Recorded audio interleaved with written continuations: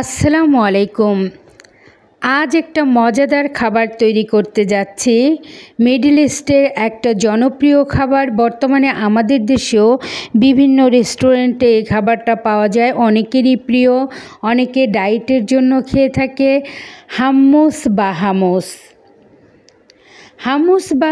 হাম্মুস তৈরি করার জন্য এখানে আমার লাগছে সাদা তিল আমি একটা প্যানের মধ্যে ভেজে নিচ্ছি। এখানে আছে 100 গ্রাম, অর্থাৎ 1 কাপের চেয়েও কম সাদা তিল, আধা কাপ হবে। আধা কাপ সাদা তিল নিয়েছি। এখন আমি এগুলো খুব ভালোভাবে হালকা বাদামি করে ভেজে নিচ্ছি।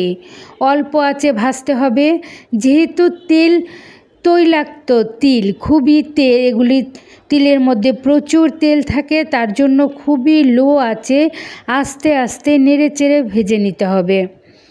এখন আমি খুব ভালোভাবে এগুলোকে ভেজে নিচ্ছি, আস্তে আস্তে নাড়াচাড়া করে, খুবই লো আঁচে, একদম লো আঁচে। দেখতে পাচ্ছেন কালারটা কেমন হয়ে গেছে, একটু হালকা বাদামি, বেশি ভাজলে তিতা হয়ে যাবে, এর জন্য বেশি ভাজা যাবে না, খুব খেয়াল করে ভাজতে হবে। এই তো আমি ভেজে নিচ্ছি। আমার তিলগুলো কিন্তু প্রায় ভাজা হয়ে গেছে। এখন আমি এগুলো নামিয়ে নেব। চুলাটা কিন্তু আমি বন্ধ করে দিয়েছি। এখন তিলগুলো নামিয়ে নিচ্ছি। আর এদিকে আমি এগুলো দেখতে পাচ্ছেন, আমাদের দেশে কাবলি ছোলা বলে, বড় বড় ছোলা, যেগুলো বড় বড় বুট, আমাদের যে কোনো বড় বড় গ্রোসারি শপে কিংবা বড় মুদি দোকানে এগুলি পাওয়া যায়। অ্যাভেলেবেল পাওয়া যায় না, তবে পাওয়া যায়। এগুলো আমি ওভারনাইট ভিজিয়ে রেখে সিদ্ধ করে তারপর একটা একটা করে খোসা ছাড়িয়ে নিয়েছি। দেখতেই পাচ্ছেন আমি খোসাগুলো ছাড়িয়ে নিয়েছি। আর এই তো তিলগুলো আমি ঠান্ডা হতে দিয়েছি ফ্যানের নিচে, যেহেতু আমি এগুলি ব্লেন্ড করে নেব একদম গুঁড়া করে। এখানে আমি কিছু কালো গোলমরিচ গুঁড়া করে নিয়েছি, আর গুঁড়া করেছি কিছু জিরা। আমি বেশ কিছু গোলমরিচ গুঁড়া করে নিয়েছি, সবগুলো তো আর ব্যবহার করব না। তারপরেও এখন আমি একটা ব্লেন্ডারের জারের মধ্যে তিলগুলো গুঁড়া করে নিয়েছি প্রথমে, তারপর দিয়ে দিলাম কাবলি ছোলা দেওয়ার পরে 1 টেবিল চামচ ভরে আমি দিয়ে দিলাম কালো গোলমরিচের গুঁড়া। যেহেতু এখানে আমার 2 কাপ কাবলি ছোলা আছে, দিয়ে দিচ্ছি রসুনের গুঁড়া।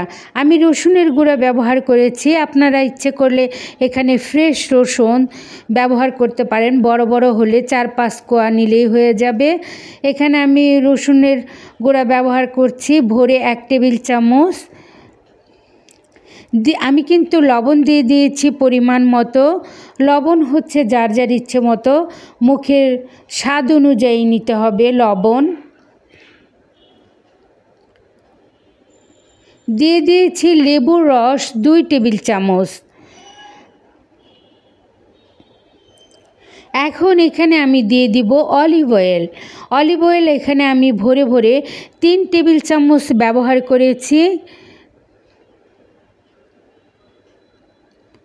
এখানে কিন্তু অলিভ অয়েলের পরিবর্তে আপনারা সরিষার তেল যে আছে ওটাও ব্যবহার করতে পারেন, মাস্টার অয়েল যেটাকে বলে, ওটা ব্যবহার করতে পারেন। আমি এখানে নিয়েছি, আমি অলিভ অয়েল ব্যবহার করেছি। এখন আমি ঢেকে এটাকে খুব ভালোভাবে ব্লেন্ড করে নেব। দেখতে পাচ্ছেন আমি ব্লেন্ড করেছি, একদম স্মুদি হয়নি, একটু দানাদার আছে। আমি আরেকবার দিয়ে দিব। এখন আরেকবার ব্লেন্ড করে, এই তো দেখতে পাচ্ছেন কতটা স্মুদি, একদম নরম হয়ে গেছে, একেবারে মিহি যেটাকে বলে। এখন আমি একটা প্লেটের মধ্যে পরিবেশন করে নিচ্ছি। প্লেটে পরিবেশন করে আমি উপর দিয়ে একটু অলিভ অয়েল দিয়ে দিব। এই তো এখানে আপনারা একটু মরিচের গুঁড়া একটু অথবা জিরার গুঁড়া যদি পছন্দ করেন ওই ফ্লেভারটা, ধনেপাতা এসব দিতে পারেন। আমি এটাই দিয়েছি। আর যে কোনো চিকেন ফ্রাই, যে কোনো ধরনের ভাজা পোড়া দিয়ে এটা খেতে পারেন। এটা একটা সস, একটা ডিপলি সস বলতে পারেন, একটা ডিপ সস, খুবই মজাদার, খুবই মজাদার। এখানে আমি এগুলো হচ্ছে এই হামস আমি আজকে পরিবেশন করব পাঁপড় দিয়ে। এটা পাঁপড়, খুবই মজাদার একটা পাঁপড়। এই পাঁপড়গুলো আমি এখন ভেজে নিব, ভেজে তারপর আমি এই হামচের সঙ্গে পরিবেশন করব। খুবই মজার, একবার হলেও অবশ্যই ট্রাই করবেন এই ভিন্নধর্মী রেসিপিটা। যতটা শুনতে কষ্ট লাগছে বা সব কঠিন মনে হচ্ছে, আসলে ততটা কঠিন নয়, খুবই সোজা। এই তো তৈরি করতে পারেন। এই সসটা যে কোনো ধরনের ভাজা পোড়া অথবা এমনিতেও খেয়ে নিতে পারেন ডায়েটের জন্য, যারা ডায়েট করেন। একদম মজাদার একটা খাবার। আর যে কোনো ধরনের ভাজা পোড়া, চিকেন বলেন, বেগুনি, যে কোনো ধরনের ভাজা পোড়া দিয়ে খেতে পারেন, খুবই মজার।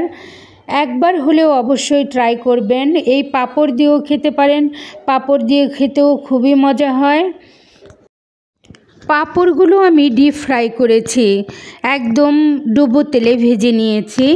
ইচ্ছে করলে, যারা আমরা তেল না খাই তারা কিন্তু আমরা ইচ্ছে করলে মাইক্রোওভেনেও ভেজে নিতে পারি, অথবা শুধু তাওয়াতে খুবই লো আঁচে দেখে দেখে ভেজে নিতে পারি, মোচমোচে হয়। অবশ্যই তেলে ভাজাটা বেশি মজার হয়ে থাকে। যার যেমন করে পছন্দ ভেজে নিতে পারেন, খুবই মজাদার। আমার পাশে থেকে মজাদার এই রেসিপিটা দেখার জন্য সবাইকে অসংখ্য অসংখ্য ধন্যবাদ। আসসালামু আলাইকুম।